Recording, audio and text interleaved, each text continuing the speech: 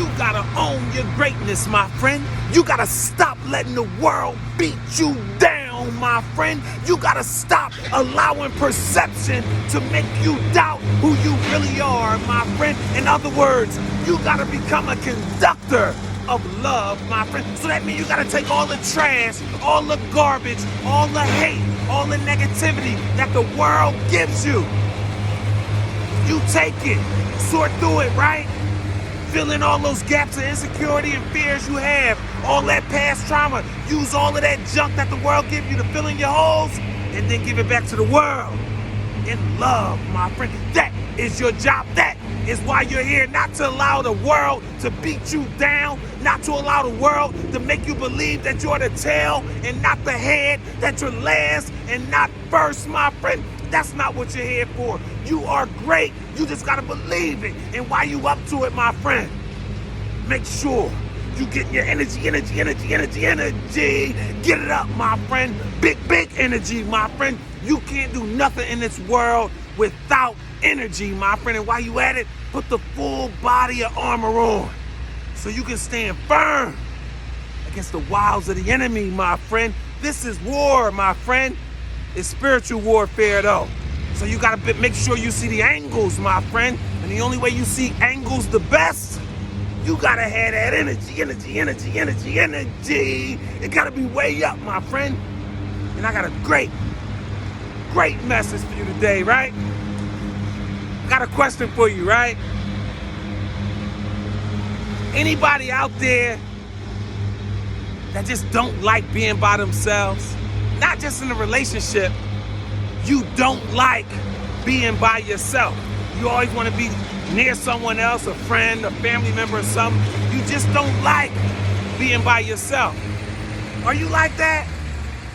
I'm not like that. I love being by myself. I love it more than anything else, right? But here's the problem with not liking to be by yourself. You're forfeiting your growth. You know why? Because isolation leads to growth. Let's go further, right?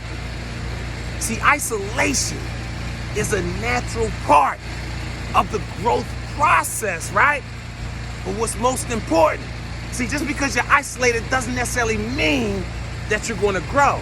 See, what's most important is what you do while isolated. That's what determines whether or not you grow.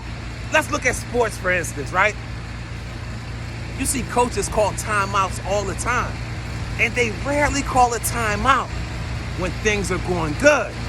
Most timeouts are called when they have to make adjustments so things are not going good. But that doesn't necessarily mean that that was a good timeout. What constitutes a good timeout is all contingent on how the players respond after the timeout.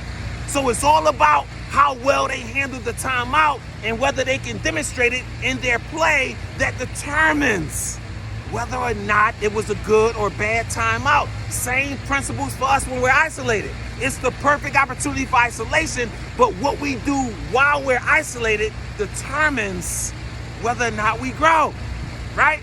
And here's 3 reasons, right? Why isolation is the perfect time for growth, right? Number 1. See, it's the beauty about isolation, right? See, isolation puts your true character on display. Not who you pretending to be, not who you fronting to be. Isolation puts your true character on display. It makes you totally accountable. You know why? Because when you're isolated, it removes any person or anything for you to blame. You have to be accountable. That's the beauty of isolation, right? And number 2, never allow periods of isolation to make you feel bitter. But use every instance of isolation, every period of isolation, use that to make yourself better, my friend. Remember, we're not simply living this life just to survive. We are living this life, taking on all challenges in order to thrive, my friend. So get that energy. Get it up, my friend. This is the day that the Lord has made. And we shall rejoice and be glad in it, my friend. And number 3, you got to develop a greatness mindset. You got to have a greatness mindset, a mind bold enough to believe, right? That all of the answers to life problems are in the mirror, my friend. But we don't stop there. Then you got to be bold enough to accept what you see, my friend. Listen, I'm going to tell you, you were created in the image and in the likeness of God, my friend. So that means you're joint heirs with Christ. You're a chosen generation, a peculiar people. You are more than a conqueror, my friend. So stop walking around making excuses, having pity parties, looking like you've been sucking on lemons, my friend. You are the fruit of the world, my friend. You gotta look like it. You gotta think like it. You gotta act like it, my friend. So make sure you align your words, your thoughts, and your actions up with your truth. But you got to know your truth. In order to know your truth, you got to get to know yourself. Then you got to accept yourself. Then you got to love yourself. And then and only then will you be in a perfect position to give yourself. Remember, it's all about service. It's all about being a steward, right? And while you at it, never forget, you were born to be great.